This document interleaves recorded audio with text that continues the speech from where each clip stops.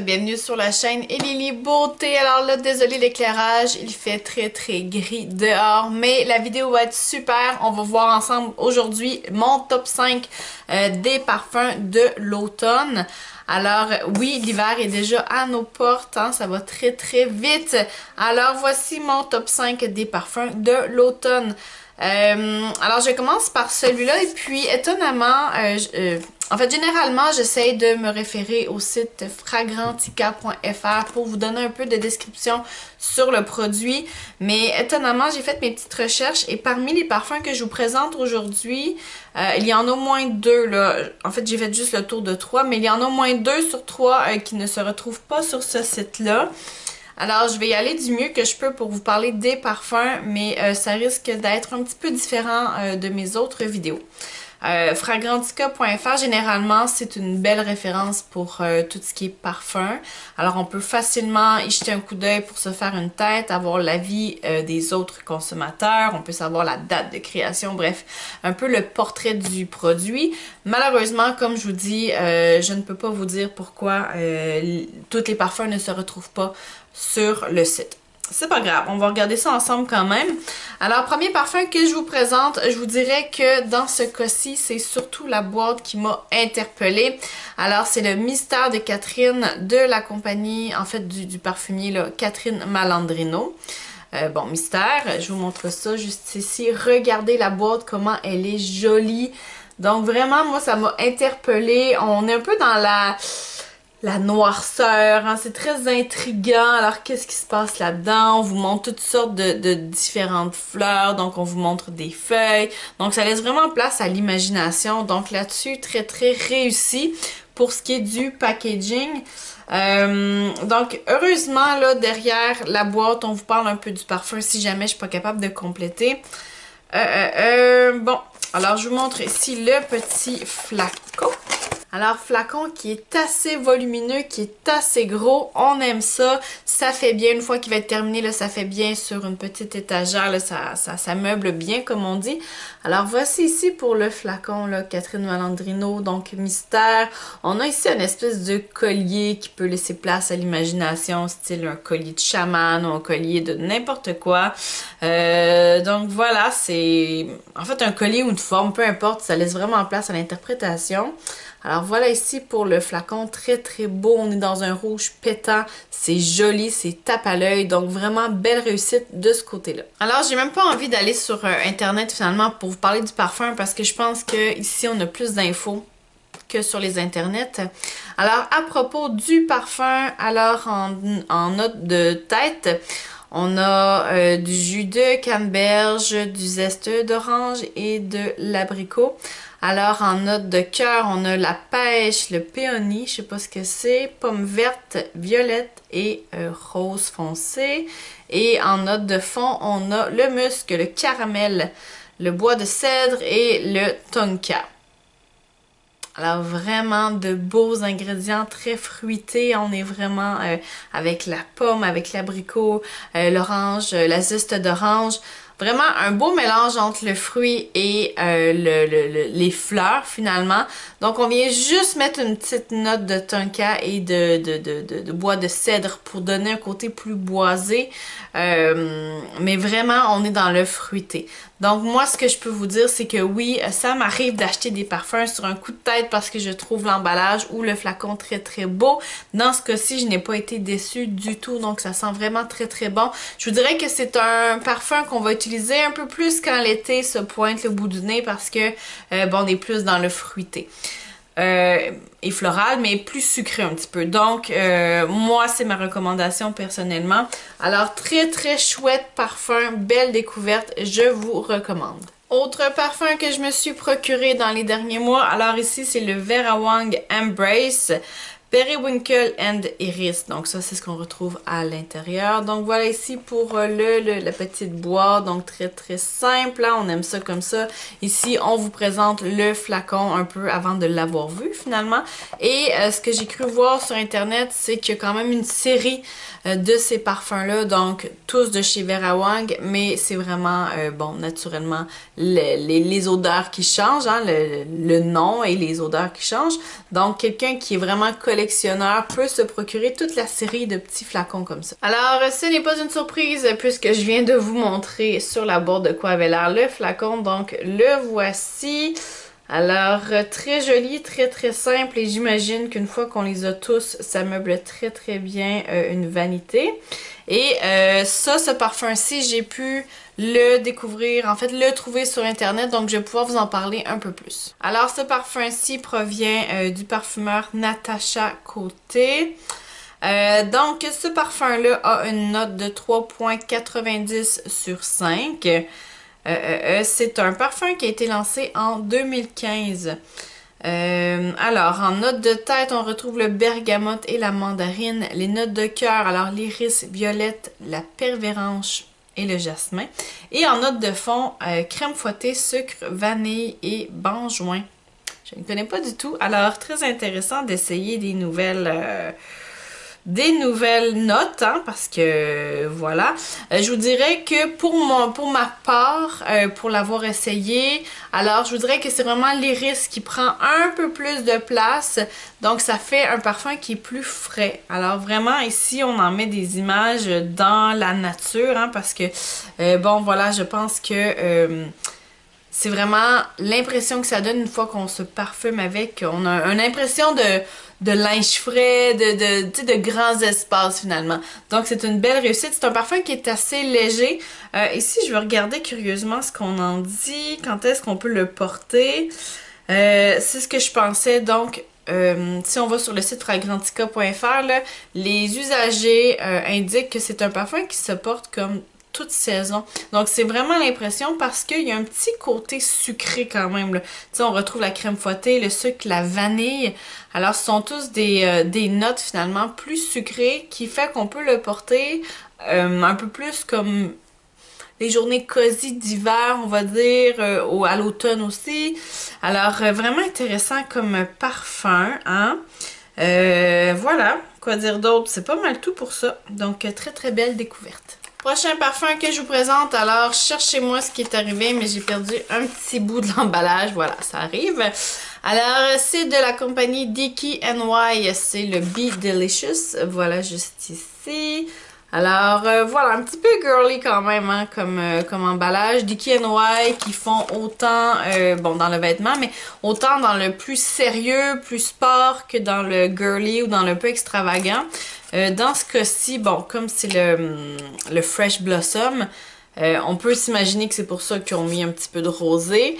Mais voilà, là on est un peu plus dans le girly, là, je trouve, là, par rapport à l'emballage. Et si on regarde le parfum, alors c'est vraiment à l'image de DKNY, donc quelque chose d'un peu plus flyé, une petite boule comme ça. Donc voilà, très représentatif de la compagnie.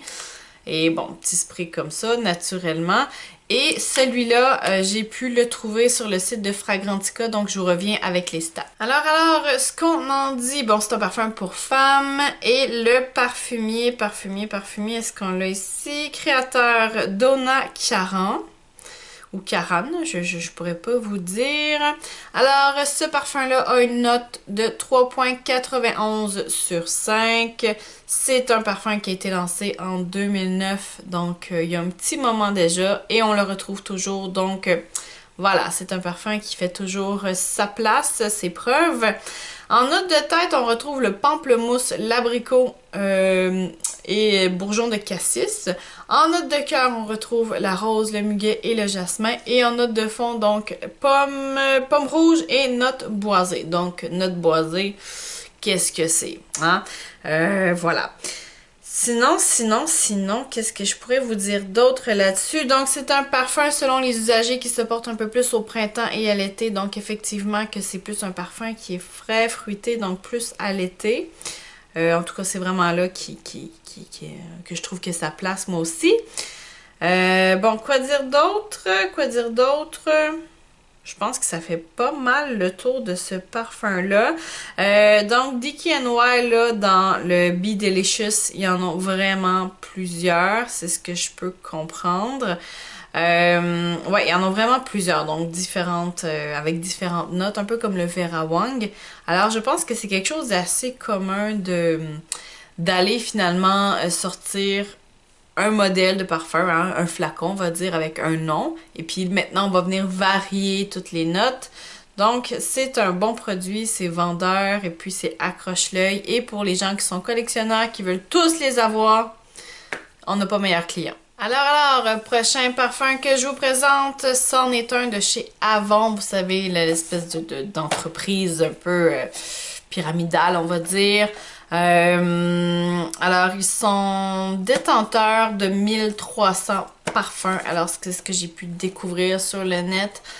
Alors, ils ont travaillé très très fort depuis les dernières, je sais pas combien d'années, pour mettre en place des parfums. Comme vous le savez ou vous le savez pas, mais je vais vous l'apprendre. Avon sort des brochures à chaque saison et dans chaque brochure, on retrouve des parfums réguliers et ou des parfums édition limitée. Moi-même, j'en ai quelques-uns des parfums, on va dire, édition limitée, là, que j'ai adoré et que je n'ai pas pu me reprocurer. C'est ça qui est un peu dommage. Voilà. Alors, ce que je vous présente aujourd'hui, c'est la gamme IQ. IQ, en tout cas. Cette gamme-là a plusieurs parfums. Je vous en ai déjà présenté un dans le passé. Maintenant, je vous présente le Réflexion. Alors, on va parler ici de la boîte. Donc, IQ, déjà, vous allez voir avec le flacon que c'est vraiment... On inspire à la zénitude, on inspire à quelque chose de calme, de doux. Alors ici, probablement pour ça, le petit sigle en haut, je vais pas m'avancer sur la provenance. Mais vous voyez avec des origines probablement asiatiques. Je n'en dis pas plus. Et vous avez ici vraiment le paysage. En tout cas, ça semble être un paysage de montagne. C'est bleu, donc ça laisse penser à de l'eau. Donc, on est vraiment dans la zénitude. Et je vous montre le flacon. Vous allez voir ce que je veux dire par là. Alors, voici ici pour le flacon. Donc, vous voyez la petite maison un peu là, bon, avec des origines asiatiques. On veut vraiment rappeler quelque chose de... Voilà, on est dans la nature, on va se recueillir. Je pense que c'est vraiment un peu l'image et le but de la gamme. Et ici, derrière, on retrouve un peu la montagne avec le reflet de la montagne dans l'eau. C'est mon interprétation. Alors, je vous montre ça juste ici. Ce parfum-là, j'avais adoré l'autre qui était IQ. Je pense que vu que c'est le premier, ou ça semble être le premier, il n'y a pas de nom nécessairement. J'avais vraiment aimé ce parfum-là et je me suis dit, c'est certain que les autres vont être géniales. Alors, je me suis dit, pourquoi pas essayer celui-là. Je vous dis ça, mais en réalité, je n'ai trois. L'autre, c'est Kyoto Flower. Je me souviens plus si je vous l'avais présenté, mais en tout cas, c'est vraiment une belle réussite. Donc, je me suis dit pourquoi pas essayer celui-là. Et je me suis pas trompée parce que ça sent vraiment très très bon. On est dans quelque chose encore là assez frais, mais avec une petite note quand même là, je vous dirais un peu plus glaciale, on va dire. Donc, je vous lis la description, je l'ai trouvée sur internet. Alors, selon le site Fragrantica toujours, bon, alors, le parfumier, est-ce qu'on a, bon, on sait que c'est Avon, mais des fois, on a-tu d'autres informations? Bon, on va dire que c'est Avon, hein? Bye, Avon. OK. Alors, ce parfum-là a une note de 4.07 sur 5. Ça a été lancé en 2010. Alors, en note de tête, on a des notes d'eau. Quand je vous parlais un peu de l'aspect glacial, là, on a le Nasturtium, qui est une plante, une fleur. On a la poire. En note de cœur, on a le frésia, l'acacia, le magnolia. Donc vraiment, là, on est dans quelque chose de très très frais. On est dans quelque chose de floral beaucoup. Et en note de fond, on a le musc, l'abricot et le bois d'ambert. Alors vraiment, j'étais là quand je vous parlais de quelque chose d'un peu plus glacial, un peu plus, vous savez... j'ai de la difficulté à vous l'énumérer, mais limite une petite odeur de parfum d'homme, je sais pas comment vous le dire, mais je pense que c'est vraiment un mélange, bon, des notes peut-être d'eau, mais plus du magnolia, du frésia, du musc. Donc on est vraiment dans la petite note relevée là, qui fait que c'est frais, mais que ça a du corps. Donc on est vraiment là-dedans. Bon, quoi dire d'autre? Ici, on vous suggère de l'acheter pour soit 23, 41 ou 83 $. Donc, allez-y avec votre budget, hein? Il n'y a pas de limite. Voilà, hein. Donc, belle réussite du côté d'Avon. Moi, j'ai bien aimé. Je vais l'utiliser avec intensité, avec joie, parce qu'il sent vraiment très, très bon. Selon les usagers, c'est vraiment un parfum qui se porte plus au printemps et à l'été. Oui, je pense que ça fait du sens, ce qu'on en dit. Alors, voilà pour ça ici. Alors, prochain parfum que je vous présente, c'est mon petit dernier. Mon petit dernier dans mes achats d'automne. Alors, c'est les fleurs de Lanvin. Donc, c'est la gamme Les Fleurs de Lanvin Paris. Et celui-là, c'est le Water Lily. Alors, je vous montre ça. Très, très funky, hein. Très... J'ai envie de dire un peu girly encore là, mais girly limite madame, là, hein. Au niveau du packaging, donc voilà. Une chance qu'on a mis une petite touche de mauve parce que sinon, je pense que ça aurait été assez étourdissant. Et ici, on va voir au niveau du flacon. Là, on est dans quelque chose de plus sérieux, quelque chose de plus haut de gamme. Ce genre de texture-là, c'est très populaire ces temps-ci. Je ne suis pas du tout quelqu'un qui va sur TikTok. En fait, je n'ai pas du tout TikTok. Mais bon, des fois, quand vous êtes sur Facebook et vous scrollez, vous tombez sur des vidéos voilà, qui proviennent de TikTok. Et il y a plusieurs influenceurs qui commandent des tonnes de vases, de verres, de tout ce que vous voulez avec ces textures-là. Donc, c'est pour ça que je vous dis qu'on est vraiment dans quelque chose d'actuel. J'ai hâte de voir en quelle année il a été lancé, mais ce que je veux dire, c'est que ça revient, donc ça fait vraiment classe, c'est vraiment joli, et puis ça se dépose très très bien dans une vanité, dans un décor. Alors, je vous rappelle que c'est toujours très important de garder vos parfums à l'ombre pour conserver la chimie, pour conserver l'odeur d'origine. Très important.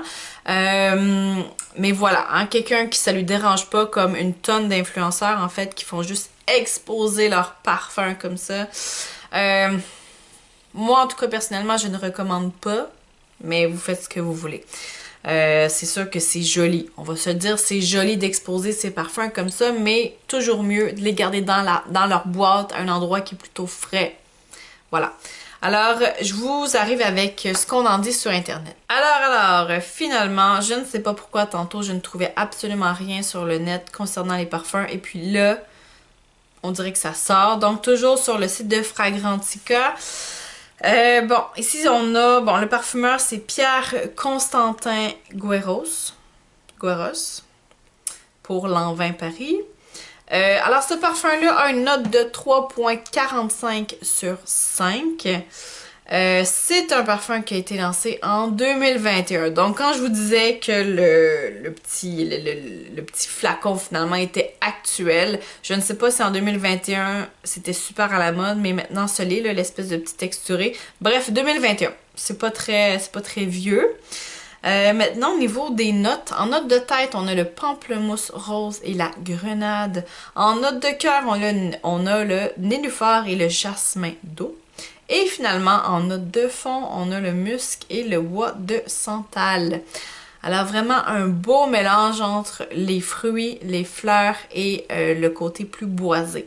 Donc vraiment un beau mélange et moi ce que je peux vous dire personnellement c'est que j'adore ce parfum là et c'est un parfum naturellement qui va se porter un peu plus l'été selon moi. On va aller voir ce que ça dit. Alors ici les usagers trouvent que c'est un parfum qui se porte l'été et le printemps de jour. De jour, ou les petites soirées plus fraîches, vous allez marcher. Ça peut être intéressant aussi. Alors voilà ici pour ce superbe parfum-là. Alors voilà, ça fait le tour de ce que j'avais à vous présenter pour mon top 5 des parfums de l'automne. Alors j'espère que vous avez apprécié la vidéo. N'hésitez pas à me dire en bas si vous avez déjà eu l'un ou l'autre des parfums, comment vous les avez trouvés. Alors donnez-moi votre avis là-dessus. N'hésitez pas à vous abonner à ma chaîne, partager mes vidéos. On se voit bientôt pour d'autres contenus.